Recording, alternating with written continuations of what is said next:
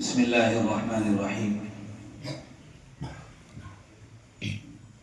الحمد لله نحمده ونستعينه ونستغفره ونؤمن به ونتوكل عليه ونعوذ بالله من شرور أنفسنا ومن سيئات أعمالنا.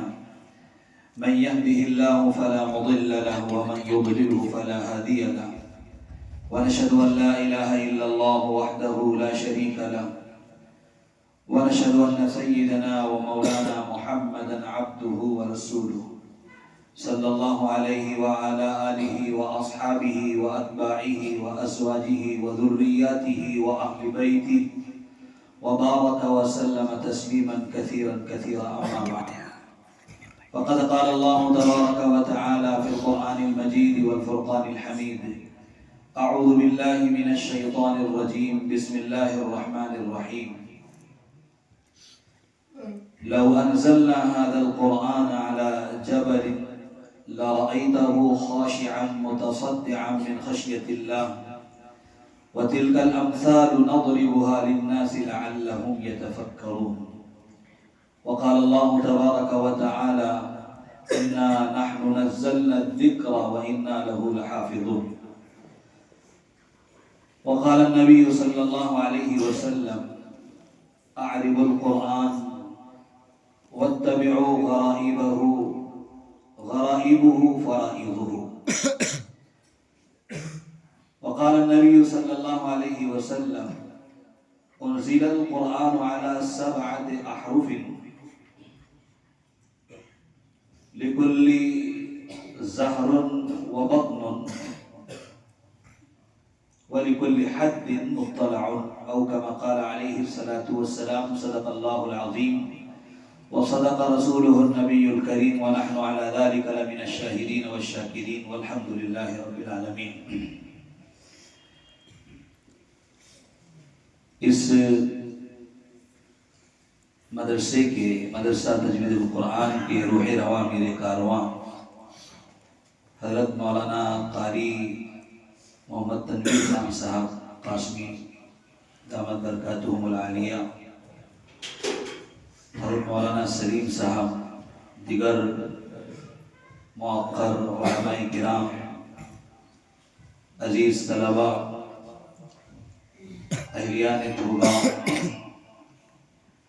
ہم سب کے لیے بڑی سعادت مندی کا موقع ہے.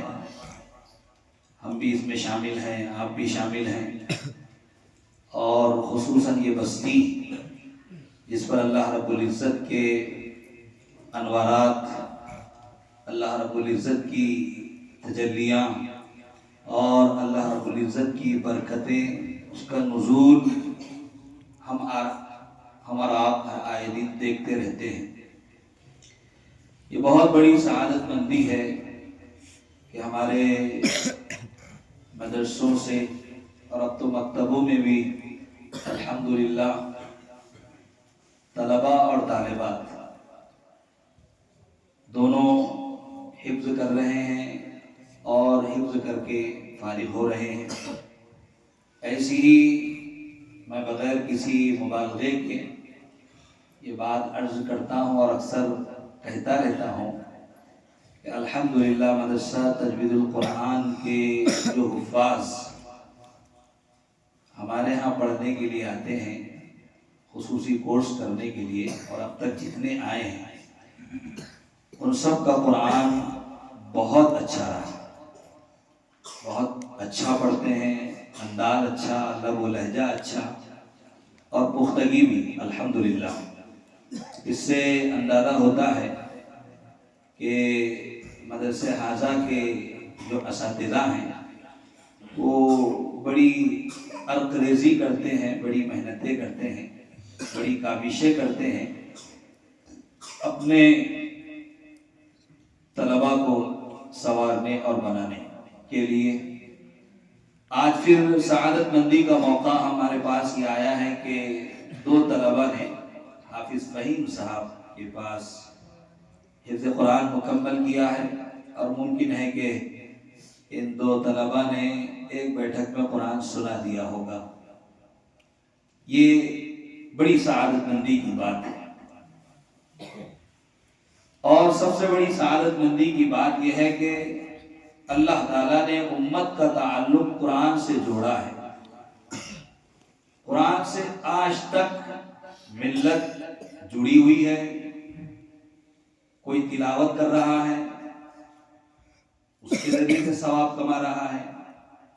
کوئی قرآن کریم کا فہم حاصل کر رہا ہے، سمجھ حاصل کر رہا ہے. اللہ تعالیٰ نے جو احکامات اس میں نازل فرمائے ہیں اس پر عمل کرنے کی کوشش کر رہا ہے. یہ ہم سب کے لیے بڑی سعادت مندی کی بات ہے. ایک واقعہ یاد آتا ہے، ابھی کچھ ہی دنوں پہلے عالم اسلام کی سب سے بڑی شخصیت، تصوف سے تعلق رکھنے والی، دلوں کو گرمانے والی اور دلوں کا تزکیہ اور تصفیہ کرنے والی اور اوصاف رذیلہ کو دلوں سے دھونے والی اور اوصاف حمیدہ کو انسانوں کے دلوں کے اندر ڈالنے والی شخصیت حضرت مولانا پیر ذوالفقار صاحب نقشبندی، جن کو ہم آج رحمت اللہ علیہ کہہ رہے ہیں. ان کا ایک بہت مشہور و معروف واقعہ ہے، انہوں نے اپنے خطبات کے اندر اس کا تذکرہ بھی کیا ہے کہ وہ روس کے علاقے میں، اس وقت روس کا جو علاقہ تھا وہ سمرقند، بخارا، ازبکستان، ترکمنستان، کرغزستان، یہ سب وہ علاقے تھے جہاں پر قال اللہ قال رسول کی صدائیں گونجتی تھی، جہاں پر بڑے بڑے مدارس، جہاں پر بڑی بڑی لائبریریاں، جہاں پر امام بخاری جیسا قد آور محدث، جہاں پر امام مسلم رحمت اللہ علیہ، بڑے بڑے محدثین جہاں پر گزرے ہوں. وہاں پر ایک دور ایسا بھی آیا کہ جب لوگوں نے قرآن کی عظمت کو سمجھا نہیں، اللہ کے رسول صلی اللہ علیہ وسلم کی احادیث کی عظمت کو نہیں سمجھا، علوم اسلام کی عظمت کو نہیں سمجھا اور وحی کے علم کو نہیں سمجھا اور اس کے خلاف وہ کرتے رہے، بلکہ اس کو بھول کر وہ زندگی گزارتے رہے. اللہ تعالیٰ نے ایک دور ان پر ایسا لایا ہے کہ وہ کمیونسٹ بنے. کمیونسٹ کا مطلب ہوتا ہے لا معاد لہو ولا آخرت لہو، نہ جس کا خدا پر کوئی یقین ہوتا ہے اور نہ آخرت پر یقین ہوتا ہے. الفاظ دیگر اس کو ملحد کہہ لیجئے، دہریہ کہہ لیجئے، اس لیے کہ قرآن سے کٹے تھے، قرآن کو چھوڑا تھا، قرآن کو فراموش کیا تھا، اسلامی احکامات کو فراموش کیا تھا. اللہ تعالیٰ نے اس دہریت سے اور اس الحاظ سے ان کو گزارا. اس علاقے میں حضرت مولانا کا سفر ہوا تو حضرت مولانا کو جس شکل کے اندر اس خاتون نے دیکھا کہ جبہ ہے، دستار ہے، ہاتھ میں عصا ہے اور بڑے بزرگ معلوم ہو رہے ہیں، اللہ والے معلوم ہو رہے ہیں.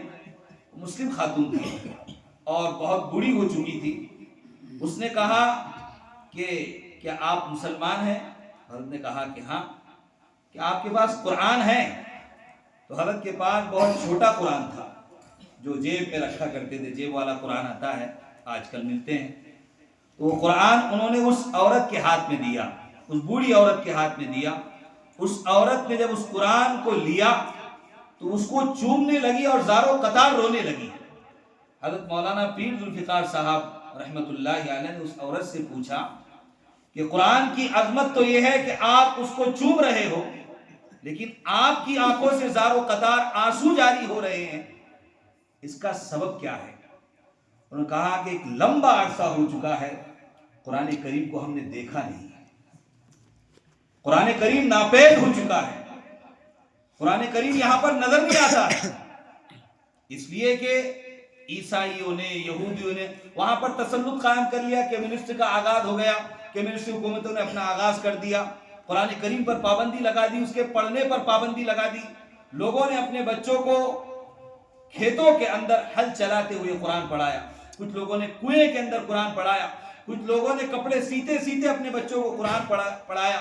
کچھ نفوس بچ گئے تھے جنہوں کے اندر اسلام کی عظمت اور قرآن کی عظمت تھی، انہوں نے قرآن سیکھا، لیکن قرآن ناپید ہو چکا تھا.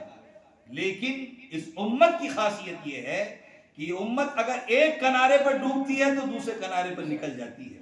اللہ تعالیٰ نے اس قرآن کی حفاظت کی ذمہ داری اپنے ذمے لی ہے. اس سے پہلے کی جتنی کتابوں کے اندر تحریف ہوئی ہے، جتنی کتابیں تبدیل کر دی گئی ہے، اس کے احکامات کو بدل کر رکھ دیا گیا ہے، اس کی بے عظمتی کی گئی ہے، اس کی بے توقیری کی گئی ہے، اللہ تعالیٰ نے اس کی حفاظت کی ذمہ داری اپنے دور کے لوگوں کو دی۔ بِمَا اسْتُحْفِظُوا مِنْ کِتَابِ اللَّهِ، جن کو اللہ کے کتاب کی حفاظت کی ذمہ داری دی گئی تھی۔ اب جن لوگوں کی ذمہ داری دی گئی تھی انہوں نے اس کی حفاظت نہیں کی، لہذا آج صحیح شکل میں نہ توریت موجود ہے، نہ زبور موجود ہے، نہ انجیل موجود ہے، نہ ہی اور دیگر صحف سماویہ موجود ہے، لیکن قرآن آج اپنی اصلی حیت کے ساتھ، اپنی اصلی شکل کے ساتھ، اپنے زیر و زبر کے ساتھ، اپنے الفاظ کے ساتھ، اپنے معانی کے ساتھ اور اپنے مطالب کے ساتھ اور اپنی تفسیروں کے ساتھ اور اپنے دقائق اور اپنے لطائف باریک نکات کے ساتھ آج قرآن کریم محفوظ ہے، اس لیے کہ اللہ تعالیٰ نے اس کی حفاظت کی ذمہ داری اپنی ذمہ لی ہے۔ میں اس کی حفاظت کروں گا۔ اِنَّا نَحْنُ نَزَّلْنَا الذِّكْرَ، کہ ذکر کو میں نے ہی نازل کیا یعنی قرآن کو، وَإِنَّا لَهُ لَحَافِظُونَ، اور ہم ہی اس کی حفاظت کرنے والے ہیں۔ بغداد پر تاتاریوں کا حملہ ہوا، ایسا لگ رہا تھا، علی ندوی رحمۃ اللہ علیہ نے تاریخ دعوت و عزیمت کے اندر یہ بات لکھی ہے کہ اسلام کے قلب و جگر پر حملے ہوئے، ایسا محسوس ہو رہا تھا، اور ایسا لگ رہا تھا کہ اسلام کو اب دوبارہ اٹھنے کا موقع نہیں ملے گا۔ تاتاریوں کا جب حملہ ہوا، بے شمار علماء کی کتابیں، بغداد کی کتابیں، حتیٰ کہ قرآن کریم دجلہ اور فرات کے نظر کر دیے گئے۔ مورخین لکھتے ہیں کہ کئیوں دنوں تک دریائے دجلہ اور دریائے فرات کا پانی نیلا رہا، کتابوں کی سیاہی سے کالا رہا، کتابوں کی سیاہی سے، لیکن وہ دن آج بھی محفوظ تھے جن کے سینوں میں قرآن محفوظ تھے، جنہوں نے اپنے دلوں کے اندر قرآن کو جگہ دی تھی، وہ سینے آج بھی محفوظ تھے اور اللہ تعالیٰ نے اس کو محفوظ رکھا۔ امام عطا اللہ شاہ بخاری رحمۃ اللہ علیہ کا ایک سے مناظرہ ہوا تھا ہمارے ملک ہندوستان کے اندر، قرآن پر مناظرہ، کہ قرآن واقعی اللہ تعالیٰ کی طرف سے منزل من اللہ کتاب ہے، اللہ کی طرف سے نازل کردہ کتاب ہے، حضرت جبرائیل اس کو لے کر آئے ہیں اور یہ محمد صلی اللہ علیہ وسلم پر نازل ہوئی ہے۔ اگر یہ کتاب واقعتاً آسمان سے نازل کردہ ہے تو چلو مناظرہ کر لیتے ہیں۔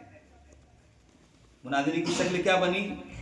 مناظرے کی شکل یہ بنی کہ آپ انجیل اٹھائیں گے، اولڈ ٹیسٹمنٹ، نیو ٹیسٹمنٹ، اناجیل اربعہ، اس کو آپ اپنے پاس رکھیں گے اور میں قرآن رکھتا ہوں، اور یہ آتش ہے، یہ آگ ہے، اس میں ہم دونوں ہی کود جائیں گے۔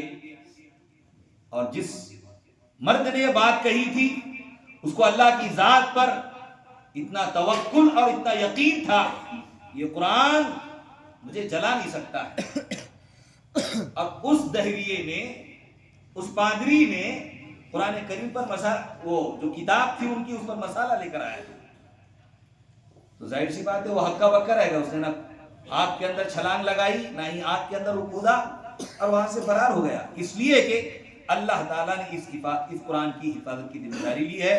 ورنہ آج ایک معمولی سی کتاب جس کو مراٹھی میں انکل پی کی کتاب کہتے ہیں، ہم نے تو پڑھی ہے وہ آ ای والی کتاب، انکل پی کی کتاب شاید کوئی یاد نہ کر پائے، اول تا آخر، شروع سے لے کے آخر تک بہت معمولی آتی ہے، چھوٹی سی کتاب آتی ہے، اس کو حفظ نہیں کر سکتا ہے، لیکن 30 پاروں کا قرآن ایک حافظ قرآن اپنے سینے میں محفوظ کر لیتا ہے، اور پھر اس سے پوچھا جائے امتحان کے موقع سے کہ یہاں سے پڑھو، یہاں سے پڑھو، اس رکوع سے پڑھو، کوئی الٹا پڑھ رہا ہے، کوئی صفوں کے ساتھ پڑھ رہا ہے، ایسے ایسے حفاظ تیار ہو رہے ہیں کہ جب ان کو سنا جاتا ہے اور جب ان کو دیکھا جاتا ہے تو عقلیں دنگ رہ جاتی ہیں، اور انسان مجبور ہو جاتا ہے یہ کہنے پر کہ جیسے کہ امرؤ القیس نے کہا تھا اس وقت جب اللہ کے نبی صلی اللہ علیہ وسلم نے انا اعطیناک الکوثر کی آیت، بس انا اعطیناک الکوثر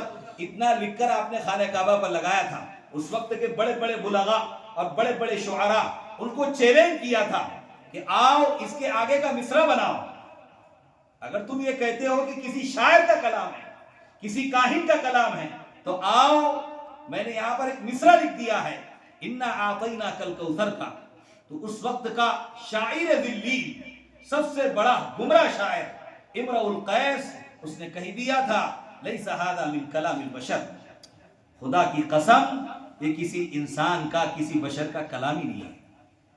تو عقلیں دنگ رہ جاتی ہے۔ تو میرے عزیزو، اللہ تعالیٰ نے ہم سب کو قرآن دیا ہے، قرآن کی عظمت کو جب تک ہم سمجھتے رہیں گے، اس کو علامہ اقبال نے بقول علامہ اقبال کے، وہ معزز سے زمانے میں مسلمان ہو کر اور ہم خوار ہوئے تاریخ قرآن ہو کر، جہاں جہاں ملت پٹ رہی ہے، جہاں جہاں ملت مار کھا رہی ہے، جہاں جہاں پر ملت کو ذلت اور نکبت اور اس کا سامنا اس کو کرنا پڑ رہا ہے، اس کی خالص وجہ یہی ہے کہ قرآن سے ہماری دوری ہے، قرآن کو ہم نے سمجھا نہیں ہے۔ جہاں جہاں بھی ایسا ہو رہا ہے، قرآن سے ان کا تعلق نہیں ہے، اس لیے اللہ تعالیٰ نے ذلت مقدر کر دی، ذلت مسکنت مقدر کر دی کہ ذلت ان کا مقدر بن جائے گا۔ اس لیے قرآن کی عظمت کو انہوں نے جانا نہیں ہے، اس لیے قرآن کی عظمت کو جاننا ہے۔ اللہ کے نبی صلی اللہ علیہ وسلم نے ان لوگوں کے بارے میں کہا جو لوگ قرآن پڑھاتے ہیں، ان کو اللہ کے نبی صلی اللہ علیہ وسلم نے خیر کہا۔ اللہ کے نبی کسی کو شر کہہ دیں اور کسی کو خیر کہہ دیں تو یہ خیر دنیا کا سب سے بڑا خیر ہوتا ہے، اور کسی کے بارے میں کہہ دے یہ شر ہے تو یہ دنیا کا سب سے بڑا شر ہوتا ہے۔ اللہ کے نبی صلی اللہ علیہ وسلم نے قرآن کریم کے پڑھانے والوں کو کہا خیرکم من تعلم القرآن وعلمہ، تم میں سب سے بہترین شخص وہ ہے جو قرآن پڑھتا ہو اور پڑھاتا ہو۔ قرآن پڑھنے والا بھی خیر ہے، بہتر ہے، اور قرآن کریم کو پڑھانے والا بھی بہتر ہے۔ پھر اللہ کے نبی صلی اللہ علیہ وسلم نے گو کہ وہ روایت اگرچہ اس پر محدثین نے کلام کیا ہے، ضعیف درجے کی ہے، اور فضائل اعمال میں ضعیف روایت قابل قبول ہوتی ہے۔ علامہ ابن حجر عسقلانی رحمۃ اللہ علیہ کہتے ہیں کہ ترغیب میں اور ترہیب میں، یعنی کسی کو اعمال کی رغبت دلانا اور کسی کو اعمال نہ کرنے پر ڈرانا، یہ دونوں چیزیں ترغیب اور ترہیب، اگر اس کے تعلق سے کوئی ضعیف حدیث ہے وہ قابل قبول ہے، یعنی اس پر عمل کیا جائے گا، لیکن عقائد میں حلت اور حرمت میں، عقیدے میں، کسی چیز کے حلال ہونے میں اور کسی چیز کے حرام ہونے میں کوئی روایت اگر ضعیف درجے کی ہے وہ قابل قبول نہیں ہوگی، وہ مردود قرار دی جائے گی، اس پر عمل نہیں کیا جائے گا۔ تو اللہ کے نبی صلی اللہ علیہ وسلم نے کہا کہ من قرأ القرآن، جس نے قرآن کو پڑھا، فاستظہرہ، پھر اس کا اظہار کیا، لوگوں کو بتلایا یہ قرآن ہے، پڑھ کر سنایا، فاحل حلالا، اس کے حلال کو حلال جانا، وحرم حراما، اس کے حرام کو حرام جانا، وشفعه في عشرة من اہل بیتہ كلهم قد وجبت لهم النار، اللہ تعالیٰ ایسے حافظ قرآن کے گھرانے کے 10 افراد کو، وہ حافظ قرآن اپنے ذات سے ان کی سفارش کرائے گا اور ان کو جنت میں داخل کرائے گا جن پر جہنم واجب ہو چکی تھی۔ وہ کہ ضعیف روایت ہے، لیکن اعمال میں ترغیب میں ترہیب میں اس روایت کو لیا جا سکتا ہے۔ تو اللہ کے نبی صلی اللہ علیہ وسلم نے بڑی فضیلتیں اس کی ارشاد فرمائی ہے، اور قرآن کریم ایک معجز کلام ہے جو آج سینوں کے اندر محفوظ ہے۔ یہ کلام کوئی ایسا کلام نہیں ہے کہ کسی انسان نے اپنی زبان سے کہہ دیا ہو، اپنی زبان سے صرف سنا دیا ہو، بلکہ اللہ رب العزت کی طرف سے بہت اہتمام کیا گیا، لوح محفوظ میں اس کو رکھا گیا، لوح محفوظ سے حضرت جبرائیل امین علیہ السلام امین کہا گیا ہے، اس لیے کہ پیغام پہنچانے والا بھی امانت دار ہونا چاہیے، صحیح پیغام پہنچانے والا، صحیح چٹھی دینے والا، صحیح خط دینے والا، یہ صحیح آدمی ہونا چاہیے، امین ہونا چاہیے۔ اللہ کے نبی صلی اللہ علیہ وسلم نے اس فرشتے کی صفت یہ بیان کی کہ وہ امین ہے، جبرائیل امین لے کر آئے، اور جس ذات پر نازل کیا گیا وہ ذات بھی لوگوں کے درمیان امین تھی۔ امین و صادق ان کو کہا جاتا تھا اللہ کے نبی صلی اللہ علیہ وسلم کو، کہ آپ صادق ہیں، آپ صادق المصدوق ہیں۔ ایک آدمی کو صادق کہہ سکتے ہیں لیکن مصدوق نہیں کہہ سکتے۔ آپ صلی اللہ علیہ وسلم صادق بھی تھے، مصدوق بھی تھے، کہ ایک آدمی سچا ہے اور سچائی کو تسلیم کر لینا یہ بہت بڑی بات ہے۔ تو دشمن بھی آپ صلی اللہ علیہ وسلم کی سچائی کو تسلیم کرتے تھے، آپ صلی اللہ علیہ وسلم کی باتوں کو تسلیم کرتے تھے، گو کہ ان کی وہ مطلب کیا ایگو اس کو قبول کرنے کے لیے تیار نہیں ہوتا تھا، لیکن اللہ کے نبی صلی اللہ علیہ وسلم کی باتوں کو تسلیم کرتے تھے۔ خود ابو جہل خانہ کعبہ کی دیواروں کو کان لگا کر قرآن کریم سنتا تھا۔ حضرت طفیل بن عمرو الدوسی رضی اللہ تعالی عنہ جن کے قبیلے سے حضرت ابو ہریرہ بھی تعلق رکھتے ہیں، بعد میں حضرت ابو ہریرہ نے ایمان قبول کیا ہے۔ حضرت طفیل بن عمرو الدوسی رضی اللہ تعالی عنہ جب آئے تھے مکہ کے اندر، جیسے کہ آج قرآن کریم کو پڑھنے کے تعلق سے بہت سارے وہ لوگ جو دقیانوسی باتیں کرتے ہیں، جو ماڈرن قسم کا ذہن رکھتے ہیں کہ ان بچوں کو حافظ بنا کے کیا کریں گے، ان بچوں کو عالم بنا کے کیا کریں گے، یہ قرآن سیکھ کر کریں گے کیا، دقیانوسی باتیں کرتے ہیں لوگ بہت سارے جو ماڈرن گھرانے کے ہوتے ہیں یا ماڈرن قسم کا ان کا ذہن ہوتا ہے، ان بچوں کو قرآن پڑھا کے کیا کریں گے۔ تو قرآن سے روکا ہے۔ وَقَالَ الَّذِينَ كَفَرُوا لَا تَسْمَعُوا لِهَذَا الْقُرْآنِ، اس دور میں تو کافروں نے کہا تھا اس قرآن کو مت سنو، وَالْغَوْا فِيهِ، شور و شرابہ کرو، لَعَلَّكُمْ تَغْلِبُونَ، شاید کہ تم غالب آ جاؤ ان لوگوں پر۔ حضرت ابوبکر صدیق رضی اللہ تعالی عنہ کے قرآن پر پڑھنے پر پابندی لگائی۔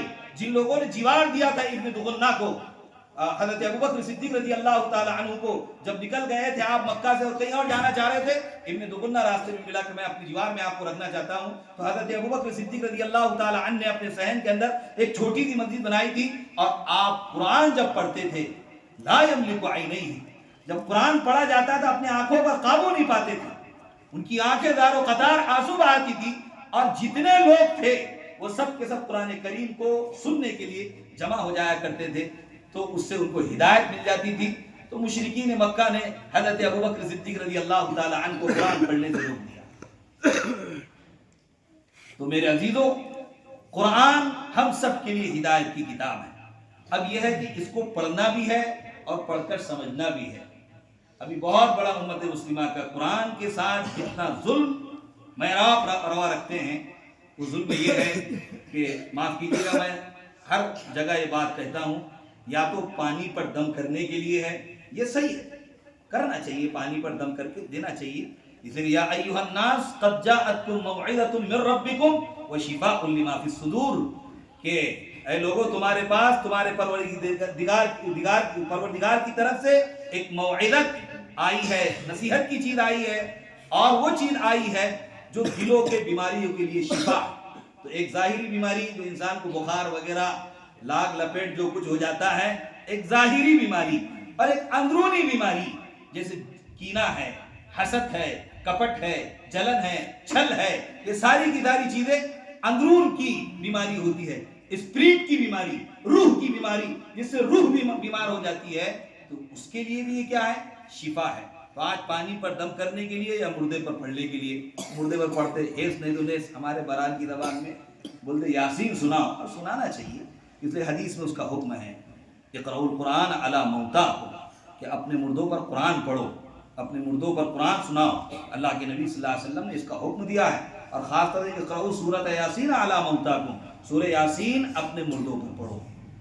اب اپنے مردوں پر پڑھنے کا مطلب یہ ہے کہ جس کو سنایا جا رہا ہے اس کے سامنے جو سورہ یاسین کے اندر عالم برزخ اور عالم محشر جو کچھ اس کے اندر بیان کیا گیا ہے، وہ پورا کا پورا منظر اس کے سامنے آ جائے کہ میں اب جہاں کنی کے عالم میں ہوں، آخری سانسیں لے رہا ہوں، اب دنیا سے جا رہا ہوں، تو یہ قرآن تو مجھے یہ کہہ رہا ہے، اس میں یہ تو کہ وَامْتَازُوا الْيَوْمَ أَيُّهَا الْمُجْرِمُونَ، اے مجرم لوگ، مومنوں کی صفوں سے تم الگ ہو جاؤ، یہ کہا جا رہا ہے۔ تو اس نے ڈرنا چاہیے، اس کے اندر خوف پیدا ہونا چاہیے، اور کچھ امیدیں بھی اس کی بنی رہنا چاہیے، اس لیے قرآن کریم پڑھا جاتا ہے اور مردے کو سنایا جاتا ہے۔ اس لیے میرے عزیزو، اللہ تعالیٰ نے قرآن کی دولت سے ہم سب کو نوازا ہے، تو قرآن کریم کے بنیادی دین حق ہے قرآن کریم کو پڑھنا۔ ان بچوں کے توسط سے پوری ملت کو پیغام ہے، بچوں نے حفظ کیا، انشاءاللہ یہ آئندہ سال کسی مدرسے کے اندر عالمیت کرنے کے لیے جائیں گے، قرآن کریم کا فہم، قرآن کریم کے الفاظ، اس کے معانی اور اس کے مطالب، اس کی تفسیر اور اس کی تشریح یہ سیکھیں گے اور لوگوں کو آ کر بتلائیں گے۔ تو ان بچوں کے توسط سے ملت کو یہ پیغام دیا جا رہا ہے کہ ملت شعور میں آئے، بیداری میں آئے، اور ایسے اداروں کو اور ایسے مکاتب کو جہاں پر قال اللہ قال الرسول کی صدائے گونجتی ہے، وہاں پر تعاون پیش کرے۔ تعاونوا علی البر والتقوی، نیکی کے کاموں پر، تقوی کے کاموں پر۔ قرآن پڑھانا نیکی کا کام ہے، قرآن پڑھانا تقوی کا کام ہے، قرآن پڑھانا متقی کا کام ہے، قرآن سیکھنا ایک متقی کا کام ہے، جس کے سامنے خوف خدا ہے، جس کے سامنے اللہ رب العزت کا ڈر ہے، جس کے سامنے یہ ہے کہ وہ جواب دہی کا احساس رکھتا ہے۔ قرآن کریم وہ کتاب ہے. تو اب یہ ہے کہ تعاونوا علی البر والتقوی، نیکی کے کاموں پر، تقوی کے کاموں پر ایک دوسرے کا تعاون ہونا چاہیے. ولا تعاونوا علی الاثم والعدوان، ظلم زیادتی کے کاموں پر اور گناہ کے کاموں پر ایک دوسرے کا تعاون نہیں ہونا چاہیے. ہمارا وہ پیسہ اور ہماری وہ دولت اور ہمارا وہ سرمایہ جو شادی بیاہ کی نظر ہو جاتا ہے، آج ریسپشن کے نام پر، ولیموں کے نام پر بے دریغ پیسہ خرچ کیا جا رہا ہے، لیکن ملت اس کو سمجھنے کے لیے تیار نہیں ہے. کروڑ ہاں کروڑ روزانہ اتنا پیسہ خرچ ہوتا ہے. آج بھی مدرسے اپنی اس حالت کے اندر ہے کہ ان پر قرض ہے. اساتذہ کو کبھی کبھی تنخواہیں 2-3 مہینے کی نہیں ہوتی ہے. اس کی ذمہ داری صرف مدرسے کے محتمم پر یا مدرسے کے ناظم پر یا مدرسے کے اساتذہ پر نہیں ہوتی ہے، بلکہ اس کے اطراف میں رہنے والے اہل ایمان مسلمان ان کے بھی ذمہ ہوتی ہے کہ ایک قرآن پڑھانے والا، ایک احادیث کا درس دینے والا، ایک فقہ کی باتیں آپ تک پہنچانے والا، وہ 2-3 مہینے سے اپنے گھر کے اندر راشن نہیں رکھتا ہے، اس کے گھر میں تنخواہ نہیں ہے، اس کی تنخواہوں کا کیسے نظم کیا جائے؟ جب ملت ادھر اپنا سرمایہ نہیں لگائے گی تو پھر شادی بیاہ پر اور حالوں پر اتنا پیسہ خرچ کیا جائے گا جس کی انتہا نہیں. آج ہمارے امراوتی شہر کا حال دیکھ لیجئے کہ حالوں پر حال، شادی کے حال. پھر یہ شکایت ہے ملت کو کہ ان کے پاس اسکول نہیں ہے، ان کا خود کا کالج نہیں ہے، ان کا ایک ایسا مدرسہ جو ایک اپنی آئیڈیالوجی رکھتا ہو، ایسا مدرسہ جہاں پر عصری علوم بھی پڑھایا جاتا ہو، جہاں پر دین کا علم بھی، اسلام کی تعلیمات بھی دی جاتی ہو. ہمارے پاس وہ چیز نہیں ہے. پھر شکایتیں ہیں تو ہم یہ بھی تو غور کریں، شکایت یہ بھی ہے کہ ہمارے پاس ہمارا میڈیا نہیں ہے. کیسے آپ کے پاس ہوگا کہ آپ کا روزانہ اگر امراوتی شہر میں ادھر بلگاؤں کے رستے پر اور رنگ روڈ کے رستے پر اگر 20 ہال ہے، میں نے ایک بار تجزیہ کیا اور اکثر جگہ ایک بات کہتا ہوں کہ اگر روزانہ ایک ہال پر 5 لاکھ روپے خرچ ہو رہا ہے تو 20 ہال پر تو 1 کروڑ خرچ ہو رہا ہے. والا خالی صاحب زیادہ خرچ ہو رہا ہے. ملت روزانہ 1 کروڑ خرچ کر رہی ہے، کھانے کی نظر کر رہی ہے، تو ثواب بھی نہیں ہے. کہیں نہیں لکھا ہے کہ شادی کے کھانے میں ثواب ہے. ہاں ولیمہ سنت ہے، اولم بشار، ولیمہ کرو اگرچہ ایک بکری ہی کرو. تو میں کبھی کبھی تعجب کرتا ہوں اس حدیث پر کہ اللہ کے نبی شادی کہا ہے بکری، اولم بالبقرہ تو اگر بول دیتے کہ ولیمہ کرو اگر گائے کے ذریعے سے ہو تو پتہ نہیں ملت کہاں تک جاتی ہے، بہت آگے تک جاتی ہے. تو ملت کا سرمایہ صحیح معنوں میں یہ ہے، ملت کی دولت جو ہے وہ غلط جگہ لگ رہی ہے. ایسے جگہ لگا کر میرے عزیزو ہم ذخیرہ آخرت کریں. یقیناً یہی وہ مطلب ایمان بالغیب ہے کہ جب اللہ کے راستے میں ہم دے دیں گے، مدرسوں میں ہم دے دیں گے، بچوں کو کسی کی کفالت اپنے ذمہ لے لیں گے، تو میرے عزیزو یہی چیز کل قیامت کے دن آپ کے لیے جنت میں جانے کا باعث، جہنم سے آڑ کا باعث اور اللہ رب العزت کی رضا و رضوان کا باعث اور اللہ کے نبی صلی اللہ علیہ وسلم کے ہاتھوں سے جام کوثر پینے کا باعث بنے گا. اگر ہم نے صحیح جگہ اپنا پیسہ لگایا ہے تو آج ملت کو ضرورت ہے. اس لیے مدارس کو مضبوط کیجئے، مکاتب کو مضبوط کیجئے، اپنے مساجد کو مضبوط کیجئے. جب تک کہ یہ چیزیں مضبوط ہیں یہ ملت اسلامیہ کے لیے ریڑھ کی ہڈی کی حیثیت رکھتی ہے. اور ریڑھ کی ہڈی کے بارے میں آپ لوگ جانتے ہیں، ریڑھ کی ہڈی کام کرنا بند کر دے تو آدمی بیڈ لیس ہو جاتا ہے، وہ کسی کام کا نہیں ہے. اگر ملت کی ریڑھ کی ہڈی توڑ دی گئی تو ظاہر سی بات ہے ملت بھی بیڈ لیس ہو جائے گی، سو جائے گی. ملت پھر کسی کام کی نہیں رہے گی اور یہ ہم سب کی ذمہ داری بنتی ہے. اس لیے میرے عزیزو قرآن کریم کی عظمت کو جاننا اور قرآن کریم کی عظمت کو پہچاننا یہ میری اور آپ کی ذمہ داری ہے. اللہ کے نبی صلی اللہ علیہ وسلم نے کہا کہ اعرب القرآن، قرآن پر اعراب دو. یہاں 2 باتیں ہیں، قرآن پر اعراب دو. محدثین کہتے ہیں کہ اعراب دو یعنی زبر زیر پیش. پہلے نہیں تھے نا، بعد میں زبر زیر پیش دیے گئے ہے کہ نہیں؟ پہلے نہیں تھے زبر زیر پیش. فتح، نصب، جر، کسرہ یہ سب پہلے نہیں تھا، یہ تو بعد کے ادوار میں آیا. تو اعرب القرآن، قرآن کو اعراب دو. کہاں پر زبر آنا چاہیے، کہاں پر زیر آنا چاہیے، کہاں پر پیش آنا چاہیے، کیونکہ الفاظ پر زیر و زبر سے معنی کے اندر تبدیلی بھی آ جاتی ہے. صراط الذین انعمت علیہم کی جگہ صراط الذین انعمت علیہم پڑھ دیے. تو مفتی صاحب بھی بیٹھے ہوئے ہیں، وہ فتویٰ دیں گے، مسئلہ بتائیں گے. نماز کیا ہو چکی؟ فاسد. کیا ہو چکی؟ یہ فحش غلط ہے، نماز فاسد ہوگی۔ وہاں پر آپ نے دعا مانگی کہ اے اللہ مجھے اس راستے پر چلا جس پر تو نے انعام کیا، اور ہم بول رہے ہیں کہ اے اللہ مجھے اس راستے پر چلا جس پر میں نے انعام کیا۔ تو الفاظ زبر زیر کی وجہ سے الفاظ کے اندر کیا آ گئی؟ تبدیلی آ گئی۔ اور قرأت کی اصطلاح میں اسی کو میرے خیال سے لہن جلی کہتے ہیں، لہن جلی، کہ ایسی غلطی جس کو قاری بھی سمجھتا ہے اور غیر قاری بھی سمجھتا ہے۔ تو انعمت علیکم قاری صاحب بھی سمجھیں گے اور جو پیچھے پڑھنے والے ہیں وہ بھی سمجھیں گے۔ اور ایک ہوتی ہے لہن خفی، جس کو صرف قاری ہی سمجھتا ہے کہ کہاں پر آپ نے اخفا کیا، نہیں کیا، کہاں پر اظہار کیا، کہاں نہیں کیا، کہاں قلقلہ آپ کو کرنا چاہیے تھا، کہاں نہیں کیا آپ نے، کہاں پر حروف یرملون کو استعمال کرنا چاہیے تھا آپ نے نہیں کیا۔ تو ظاہر سی بات ہے یہ لہن خفی کے اندر آتی ہے، اس کو صرف قاری سمجھتا ہے۔ تو پڑھنے کا طرز بھی حضرت عثمان غنی رضی اللہ تعالی عنہ کے دور سے چلا آ رہا ہے۔ کیا پڑھنے کا سود و گداز ہے؟ اہل عرب پر اللہ تعالیٰ نے قرآن کریم کو نازل کیا ہے۔ آپ قاری صاحب نے مجھ سے نماز پڑھانے کے لیے کہا کہ میں نے کہا کہ نہیں آپ پڑھائیں گے۔ قاری صاحب کا جو سود و گداز ہے پڑھنے کا وہ بڑا عجیب و غریب ہے، بہت اچھا لگتا ہے ان کے پیچھے نماز پڑھنے میں۔ تو جب قرآن کریم اس درد کے ساتھ اور اس قرب کے ساتھ اور اس لب و لہجے کے ساتھ پڑھا جاتا ہے تو اس کا فائدہ بھی ہوتا ہے، سننے والے محظوظ ہوتے ہیں۔ تو یہی ہمارے حفاظ ہیں، یہی ہمارے قراء ہیں جو جگہ جگہ تراویح پڑھانے کے لیے جاتے ہیں اور لوگ ان کی آوازوں سے محظوظ ہوتے ہیں۔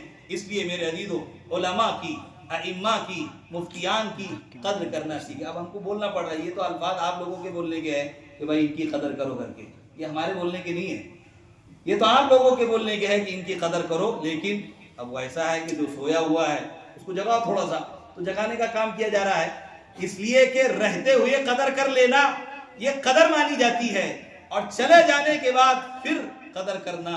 بڑے اچھے آدمی تھے، چلے گئے، وہ تو قبر کے اندر سو گئے بیچارے، منو مٹی ان کے اوپر ڈال دی گئی۔ اس کے بعد کا جو آدمی کو قدر کے لفظ استعمال ہوتے ہیں نا، وہ قدر نہیں، وہ افسوس ہوتا ہے، وہ افسوس ہے، قدر نہیں ہے۔ اس لیے میرے عزیزو، اللہ تعالیٰ نے اس بستی کو بہت مبارک بنایا ہے۔ گویا کہ یہ شجر طیبہ ایک مبارک درخت ہے، اصلھا ثابت، جس کی جڑیں بڑی مضبوط ہے، وفرعھا فی السماء، اور جس کی شاخیں آسمان میں ہیں۔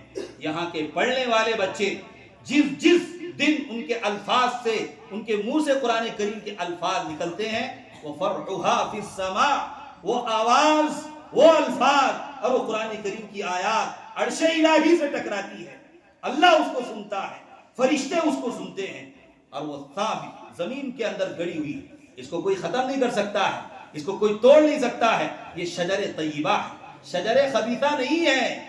شجر خبیثہ اجتثت من فوق الارض، زمین کے اوپر سے اکھاڑ کر اس کو پھینک دیا جاتا ہے، ما لہا من قرار، اور اس کے لیے کوئی قرار نہیں ہوتا ہے۔ تو اللہ تعالیٰ نے ہم سب کو ایک بہت بہترین موقع عطا فرمایا ہے، اور قابل مبارکباد ہے ہمارے طلبہ بھی، اور قابل مبارکباد ہے ان کے استاد محترم حضرت حافظ محمد فہیم صاحب اور دیگر اور اساتذہ کرام، اور قابل مبارکباد ہے ان کے والدین جن کو کل قیامت کے دن تاج پہنایا جائے گا۔ اللہ تعالیٰ سے دعا کریں کہ جو بکھری ہوئی باتیں آپ لوگوں کے سامنے کہی گئی، اللہ تعالیٰ ہم سب کو ان باتوں پر عمل کرنے کی توفیق نصیب فرمائے، زندہ رکھ اسلام پر، موت ایمان پر فرمائے۔ وآخر دعوانا الحمدللہ رب العالمین۔ أعوذ بالله من الشيطان الرجيم بسم الله الرحمن الرحيم قل هو الله أحد الله الصمد لم يلد ولم يولد ولم يكن له كفوا أحد بسم الله الرحمن الرحيم قل أعوذ برب الفلق من شر ما خلق ومن شر غاسق إذا وقب ومن شر النفاثات في العقد ومن شر حاسد إذا حسد بسم الله الرحمن الرحيم قل أعوذ رب الناس ملك الناس إله الناس من شر الوسواس الخناس الذي يوسوس في صدور الناس من الجنة والناس. بسم الله الرحمن الرحيم. الحمد لله رب العالمين الرحمن الرحيم مالك يوم الدين إياك نعبد وإياك نستعين اهدنا الصراط المستقيم صراط الذين أنعمت عليهم غير المغضوب عليهم ولا الضالين آمين. بسم الله الرحمن الرحيم ألف لام ميم ذلك الكتاب لا ريب فيه هدى للمتقين الذين يؤمنون بالغيب ويقيمون الصلاة ومما رزقناهم ينفقون والذين يؤمنون بما أنزل إليك وما أنزل من قبلك وبالآخرة هم يوقنون أولئك على هدى من ربهم وأولئك هم المفلحون. صدق الله العظيم. بسم الله الرحمن الرحيم. اللهم آنس وحشتنا في قبورنا اللهم ارحمنا بالقرآن العظيم واجعله لنا إماما ونورا وهدى ورحمة. اللهم ذكرنا منه ما نسينا وعلمنا منه ما جهلنا وارزقنا تلاوته آناء الليل وآناء